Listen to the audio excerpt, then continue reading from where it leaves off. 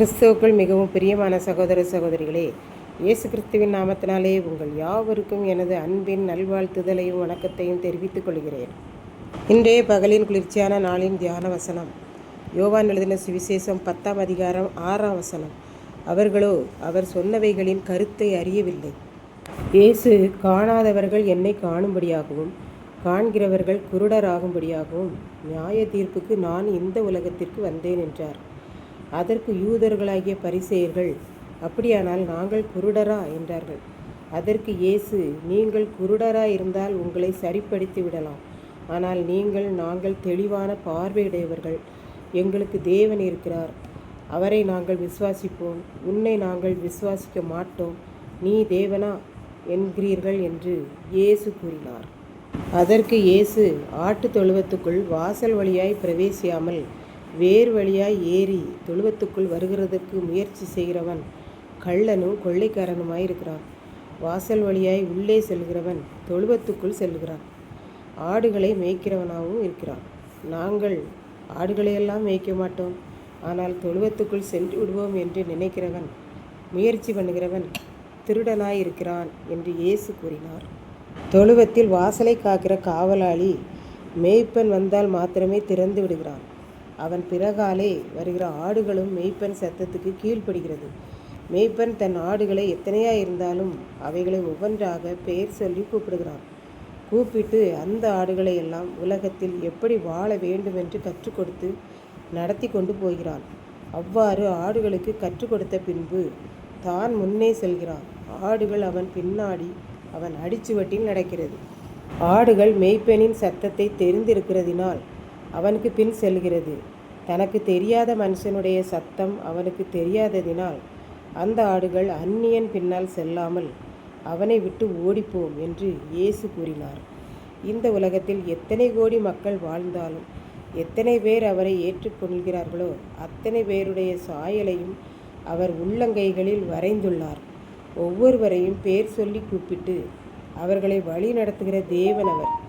இந்த உலகத்திலே எப்படி நாம் வாழ வேண்டும் என்று கற்றுக் கொடுத்து நம்மை ஒவ்வொரு நாளும் வழி நடத்துகிற தேவன். நம் முன்னால் அவர் சென்று அவருடைய மாதிரியான வாழ்வை நாம் பார்த்து அதன்படி நடக்க வேண்டும் என்று நாம் கற்றுக்கொள்கிறோம். இப்படித்தான் ஒருவர் ஆடுகளை மேய்க்கும் தொழில் செய்பவர். அவர் ஒவ்வொரு நாளும் காலையில் 8 மணிக்கெல்லாம் ஆடுகளை ஓட்டி சென்று விடுவார். மாலையில் 6 மணிக்குத்தான் வீட்டுக்கு வருவார். வந்து ஆடுகளை தொழுவத்தில் அடைப்பார். சிறிய ஆட்டுக்குட்டிகளை திறந்து தாயோடு சேர்த்து விட்டு விடுவார். அவைகள் தன் தாயினிடத்தில் இரவில் படுத்துக்கொள்ளும். பால் குடித்து கொண்டு நன்றாக விளையாடும். அவ்வாறு அவர் ஆடுகளை மேய்க்கச் செல்லும்போது தன்னிடத்தில் உள்ள ஏறக்குறைய 100 ஆடுகளையும் பெயர் சொல்லி கூப்பிட்டு விடுவார். இத்தனைக்கும் ஆடுகள் எல்லாம் கருப்பு நிறத்தில் தான் இருக்கும். நாம் எந்தெந்த ஆடுகள் என்று இனம் கண்டுகொள்ள மாட்டோம். ஆனால் அவர் குட்டி போட்டவுடனே ஆடுகளுக்கு பெயர் வைத்து விடுவார். அந்த பெயரை சொல்லி கூப்பிட்டவுடனே அந்தந்த ஆடுகள் அவர் பின்னாடியே வரும். அந்த அளவுக்கு அவர் ஆடுகளையும் பெயர்களையும் தெரிந்து வைத்திருக்கிறார். ஆடுகளும் தன்னை கூப்பிட்டவுடனே சந்தோஷத்தில் அவர் பின் சென்றுவிடும். இந்த சாதாரண மேய்ப்பனே இந்த ஆடுகளின் மேல் இவ்வளவு கரிசனை உள்ளவராய் இருக்கிறார் என்றால் நம்முடைய தேவாதி தேவன் நம்மேல் எவ்வளவு கரிசனையுடையவராய் இருக்கிறார் என்பதை சிந்தித்து பார்ப்போம். மேலும் இந்த ஆடுகள் இறைச்சிக்காகவும் தோலுக்காகவும் வளர்க்கப்படுகின்றன.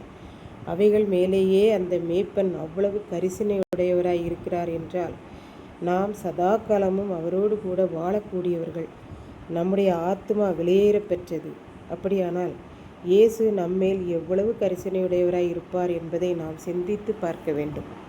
இதை கேட்டுக்கொண்டிருக்கும் எனக்கன்பானவர்களே, இன்றைக்கு ஆண்டவர் நம்மை பெயர் சொல்லி அழைக்கிறார்.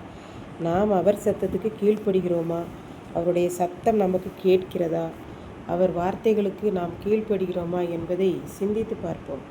பரலோகமாகிய தொழுவத்துக்கு வாசல் காவலாளியாகிய ஆண்டவர் வாசலில் நிற்பார்.